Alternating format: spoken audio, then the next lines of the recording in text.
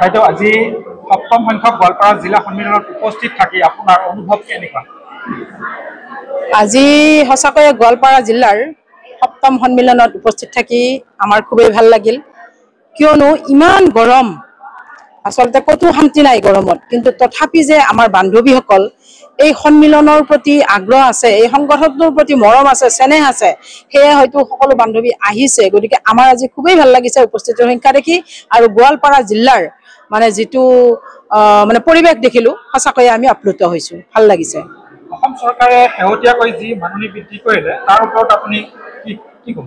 সেইটোৰ বিষয়ত আমি কি ক'ম, কাৰণ যিহেতু আমাৰ সন্মানীয় সঞ্চালক মহোদয়ে 2023 চনত আমাৰ যিগৰাকী সঞ্চালক মহোদয় আছিল, তেখেতে অতি সুন্দৰ প্ৰস্তাৱ আগবঢ়াইছিল।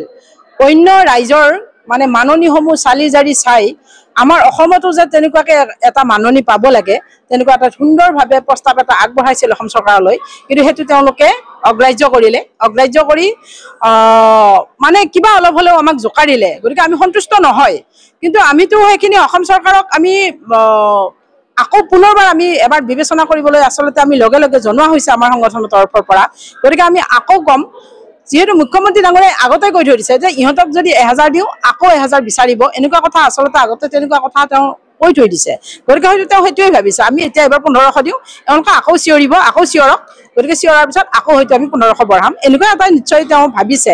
তেওঁ যিহেতু খুব সুদক্ষ মন্ত্ৰী, তেওঁ সেইটোৱে ভাবিছে, আমি সেইটো ভাবিছোঁ, আৰু আকৌ আমি কান্দিব লাগিব, আকৌ চিঞৰিব লাগিব।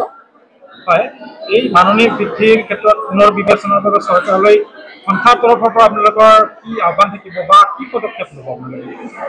আমাৰতো আহ্বান সেইটোৱে থাকিব, আমাৰ সঞ্চালকালয়ৰ পৰা যিটো প্ৰস্তাৱ গৈছিলে সেইটো পুনৰ বিবেচনা কৰি তেওঁলোকে সেইটো কৰিবলৈ চেষ্টা কৰক। আৰু পিছৰ পৰ্যায়ত আমাৰ এতিয়া বৰ্তমান সন্মিলনসমূহ হৈ আছে, জিলাভিত্তিক সন্মিলনসমূহ হৈ আছে, আকৌ আমাৰ যিটো ৰাজ্যিক সন্মিলন হ'ব তাত আমি কিছুমান প্ৰস্তাৱ ল'ব লাগিব, তাৰপিছতহে আমি সিদ্ধান্ত ল'ব পাৰিম আমাৰ কি পিছৰ পৰ্যায়ত কেনেকুৱা ধৰণৰ কি কাৰ্যসূচী লোৱা হয়। কেন্দ্ৰীয় চৰকাৰৰ ফালৰ পৰা মাননি বৃদ্ধিৰ কোনো সেউজ সংকেত পাইছে? এতিয়া আমি তেনেকৈ পোৱা বুলিও ক'ব নোৱাৰোঁ, কাৰণ যিহেতু আমি ডাইৰেক্টলি একো গম পোৱা নাই, কাৰণ আমি অসম চৰকাৰৰ পৰা যিমান আশা কৰিছিলোঁ সিমান যিহেতু নহ'ল। আমিতো ছোৱালীক কৈ আছিলোঁ যে অসম চৰকাৰৰ পৰা আমি এবাৰ খুব ভাল এটা ৰিজাল্ট আমি পাম, খুব এটা ভাল মানে মাননি আগবঢ়াব। গতিকে কেন্দ্ৰীয় চৰকাৰৰ কথা আমি তেনেকৈ ভাবি আছোঁ, কিন্তু ভাবিলে আচলতে আমাৰ নহ'ব, আমি এইটো যিটো বুজিছোঁ। কিন্তু সেউজ সংকেত এটা নোহোৱাও নহয়, আমি খুব আশা কৰিছোঁ, কিন্তু এইবাৰ কেন্দ্ৰীয় চৰকাৰে আমাক নিশ্চয় চলিব পৰাকৈ এটা মাননি নহয় মজুৰি দিব, মজুৰি আমি বিচাৰিছোঁ। গতিকে মজুৰি এটা আমি আশা কৰিছোঁ কেন্দ্ৰীয় চৰকাৰৰ পৰা। PNMVৰ ক্ষেত্ৰত কৰ্মীসকলে কিছুমান অসুবিধাৰ সন্মুখীন হৈছে, হ্ৰাস পাইছে, এই ক্ষেত্ৰত কি কৰিব?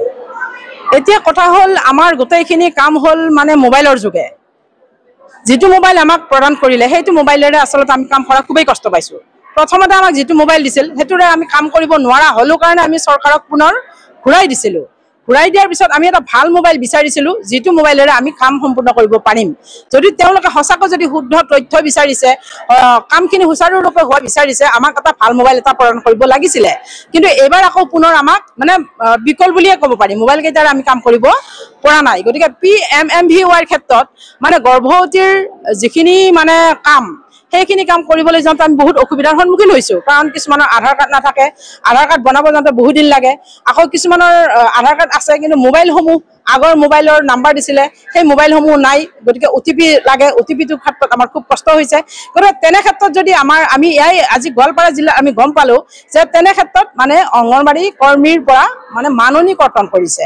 গতিকে এইটোতো একেবাৰে আমি এইটো একো উচিত কথা হোৱা নাই। আৰু এনেকুৱা যদি কিবা যদি আইন আছে বা কিবা যদি অৰ্ডাৰ আছে, আচলতে PMMVY কাম কৰিব যাওঁতে যদি অংগনবাড়ী কৰ্মী সহায়িকা যদি কৰিব পৰা নাই, তেনে ক্ষেত্ৰত যদি কিবা তেনেকুৱা যদি অৰ্ডাৰ তেওঁলোকে ওপৰৰ পৰা পাইছে মানে মাননি কৰ্তন কৰিব, তেতিয়াহ'লে তেওঁলোকে কাটক। যদিহে কোনো ধৰণৰ তেনেকুৱা অৰ্ডাৰ নাই, গতিকে এই কটা হেৰিটো ক'ত পালে বাৰু? এইটো আমাক উত্তৰ নিশ্চয় লাগিব, আমি নিশ্চয় বিচাৰিম, উত্তৰ বিচাৰিম। চৰকাৰে যি মোবাইল দিছে, অৰ্পণ কৰিছে কৰ্মীসকলক, এই মোবাইলটো আচলতে সক্ৰিয় নহয় নেকি? একেবাৰে সক্ৰিয় নহয়, কাৰণ আমি প্ৰথমতে বেলেগ জিলাৰ পৰা গম পাইছিলোঁ যে মোবাইলসমূহেৰে কাম কৰিব নোৱাৰি বাইদেউ, গতিকে কি মোবাইল দিলে। তাৰপিছত আমিও নিজে লৈ চালোঁ, মোবাইলসমূহ আমি ব্যৱহাৰ নকৰাকৈ আমি কোনো কথা কোৱা আমাৰ উচিত নহ'ব।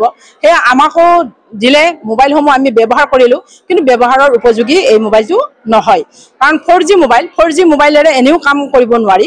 তথাপি কিছুমান আচলতে ভাল মোবাইল হ'লে 4Gৰেও বহুত কাম কৰিব পাৰি। কিন্তু এই তাৰমানে যিটো লাভা মোবাইল দিলে, লাভা মোবাইল আচলতে যিটো বস্তু দোকানত মানে বিক্ৰী নাই, প্ৰচলন নাই, সেই বস্তুহে আমাক দিছে। গতিকে সেইকাৰণে আমি কাম কৰাত অসুবিধা পাইছোঁ, কাম কৰিব পৰা নাই। চৰকাৰ এখনে নিশ্চয় বলিষ্ঠ ভাল মোবাইল দিব পাৰিলেহেঁতেন, কৰ্মন্য মোবাইল দিলে যেন অনুভৱ পাৰি। একেবাৰে হৈছে, কাৰণ চৰকাৰখনে গম পাইছে যে অংগনবাড়ী কৰ্মী সহায়িকাসকলে শুদ্ধ ৰিপৰ্ট আমাক দিয়ে। এখন গাঁৱৰ যিহেতু তেওঁ এটা পৰিচালনা কৰি থাকে, এখন গাঁৱৰ সকলো ডাটা তেওঁ মানে দি থাকে চৰকাৰখনক।